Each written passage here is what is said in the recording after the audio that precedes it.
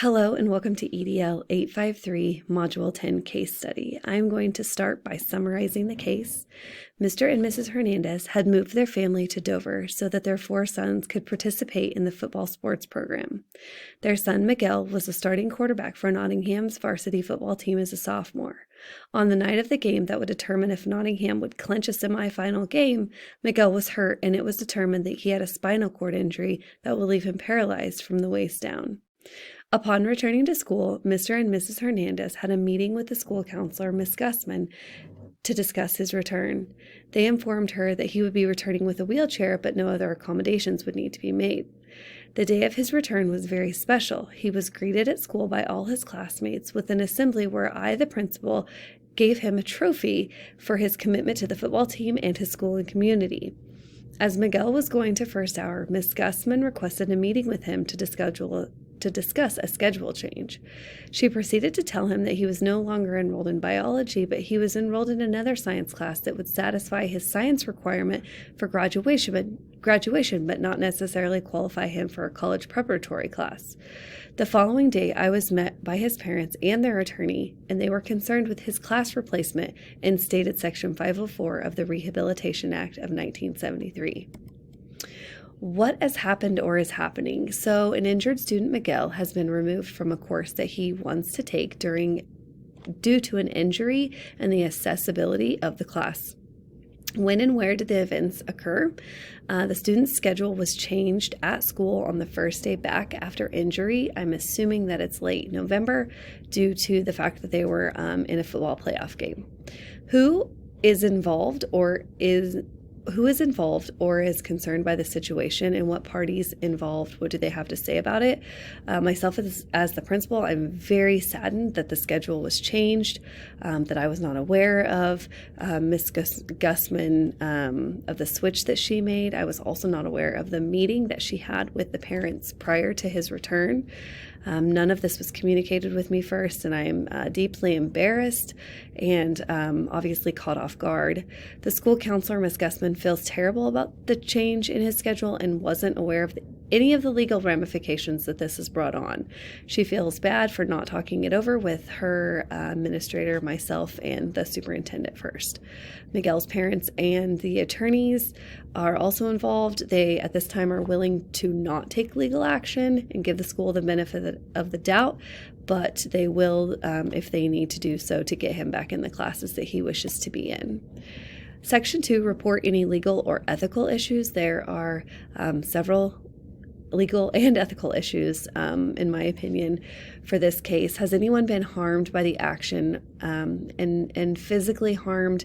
Yes, but not for this case study's purpose.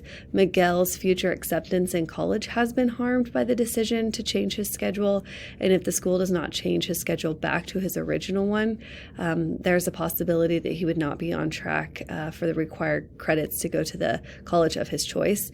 And Miguel has been denied for FAPE, free appropriate public education, so that is a big legal ramification that is happening. Does the action or situation contravene any existing law? And I said yes, because as it stands right now, Miguel is being discriminated against, and he's not able to take the course that he is wanting due to the class not being wheelchair accessible. Section 504 is a civil rights legislation for persons with disabilities. It prohibits discrimination against individuals who meet the definition of disability in the Act and is applied to entities that receive federal funding, which Nottingham School does receive federal funding. Was there a breach of a contract? And I said Ms. Gussman displayed an act of discrimination by changing Miguel's schedule. Schools must afford students with disabilities an equal opportunity to obtain the same result, to gain the same benefit, or to reach the same level of achievement as students without disabilities. Ms. Gussman made a rash decision to change his schedule instead of making accommodations, allowing him to reach the same level of achievement as his peers. Ms. Gussman should have notified the principal when the initial meeting took place with Mr. and Mrs. Hernandez. At that time, I would have identified and evaluated his disability and possibly prevented this conflict from happening. Section 3 synthesized exactly what has happened in one sentence. Miguel, the starting quarterback, was injured due to a football game and is facing acts of discrimination at school by being removed from his previous courses due to some classrooms not being wheelchair accessible. Section 4 synthesized the facts. So the people that we have involved are Miguel's parents, the staff, and the admin at Nottingham High School. What I know about that is Miguel and his parents right now, as it stands, are not happy with the change of his class. They feel that Miguel is being discriminated against according to the ADA. The staff is not on the same page. Obviously, Ms. Gussman and myself, the principal, were not in communication about this, and we do not have the same feelings. Ms. Gussman made a decision out of disregard. She didn't mean to, but she didn't know any better. And the principal is aware of the student's rights and understands that Miguel should receive a free appropriate education and should be allowed to participate in the same academic curriculum as well as non-academic activities. I, as the principal, have more knowledge in this than Ms. Gussman, and I really wish that she would have contacted me first. We have a strong community involvement. The unknown facts about the people that are involved is are Mr. and Mrs. Hernandez here to file a grievance with the school? Have they already filed a complaint with the OCR? Or would they be willing to maybe be a little more lenient and talk this over first, maybe once they calm down? And would anybody be open to putting Miguel on a 504 plan so we can have those accommodations in writing?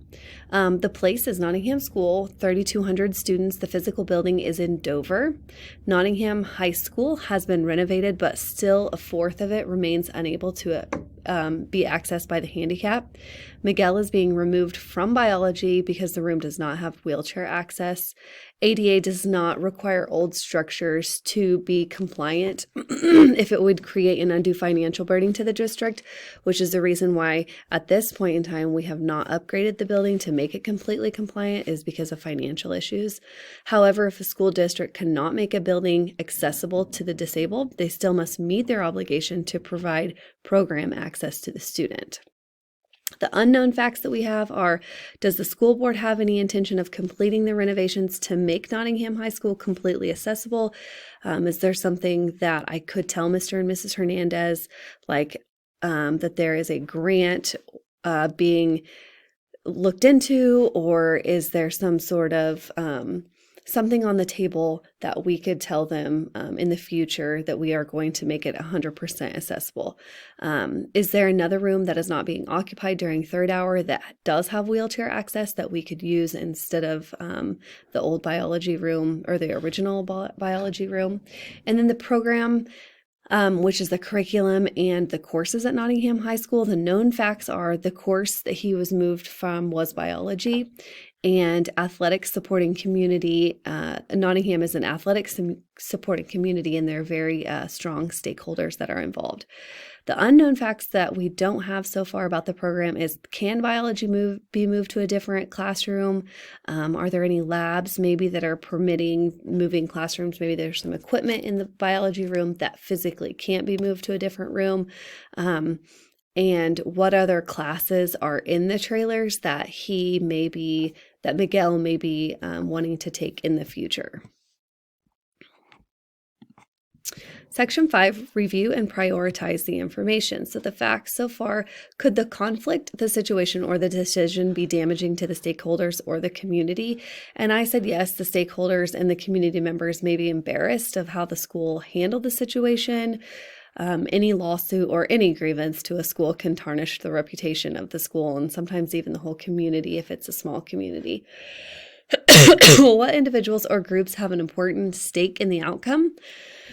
I think the principal, myself, Miguel, the biology teacher, and Mr. and Mrs. Hernandez, and possibly even their attorneys will have an important stake on how the outcome of this conflict is resolved. How have all relevant stakeholders been consulted? And at this point in time, I don't know if the superintendent, Mr. Harvey, needs to be notified. I don't know if he has been notified, but I think he needs to be notified that this conflict is happening, especially since there's an attorney involved. I also think that the biology teacher needs to be notified, since they're going to be a contributing key member in finding a solution. Ultimately, something needs to be changed with biology, so he will be a contributing factor. And following the chain of command, if the superintendent thinks that our school attorney needs to be notified, that will be something that we will consult in also. Can I learn more about this situation? I need to know more about the building layout. Are there any open classrooms, even in the elementary, even in the junior high wing, that biology can be moved to, so that there's a wheelchair accessibility for Miguel? Are there any upcoming classes that need to be moved or need to be on the renovation list to make them accessible by wheelchair? And I think showing this progress to Mr. and Mrs. Hernandez will show that we're deeply sorry for the conflict, and that we're looking for solutions to avoid this anytime in the near future, especially next semester. Do I think I have enough to make this decision, enough information to make this decision? And yes, I have enough knowledge about this case to make a decision. Section 6, identify your options and possible consequences. So option 1 is not making a decision. I feel that if I don't make a decision, I predict that Mr. and Mrs. Hernandez will go ahead and file a grievance with their lawyer, and a due process will be requested. At that time, the school district must have an impartial hearing procedure. It will be determined that the school is not providing a free and public education for him, and the education Miguel needs to, his needs are not being met.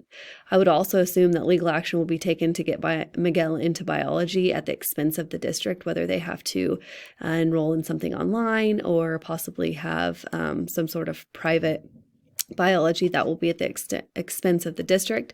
It is his rights to have the same educational access as the non-disabled peers in his class. So option 1, not making a decision at all, I think will lead to some decisions that will include the lawyer and the attorneys telling us what we need to do. Option 2, move the biology room. Miguel will be re-enrolled in biology as originally planned. The classroom location will be changed, and accommodations will be made for him to physically attend class in a different location, but still with his peers that is wheelchair accessible to him. If there is a classroom not being used, the biology teacher will relocate his course. This action is based on common sense and displays treating individuals with disabilities fairly. Specific accommodations that schools make in order to comply with FAPE and the requirements in Section 504 and the ADA can vary with each child. In order to uphold Miguel's rights, moving the classroom was the easiest scenario. Section 504 and the ADA also require that students with disabilities be educated with their non-disabled peers.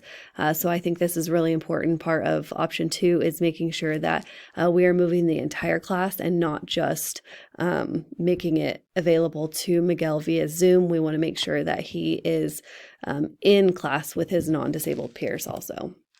Option 3 is start construction and replace the trailers at Nottingham High School. This option entails removing the portable trailers and gives all students equitable access to all classrooms.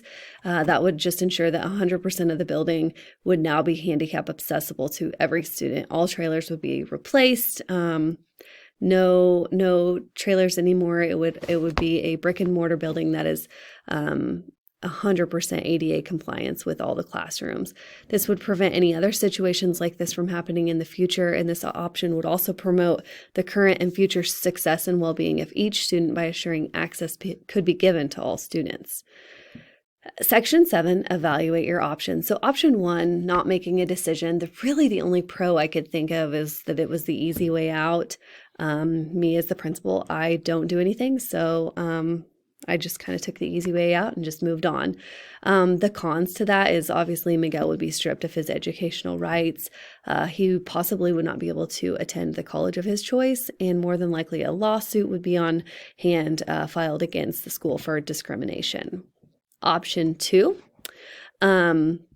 Miguel would be able to take biology instantly. This option 2 is moving the class to a different location that is accessible to him. And this would be something that could be done instantly. Hopefully, Mr. and Mrs. Hernandez would be content with the move and not pursue legal action against the school.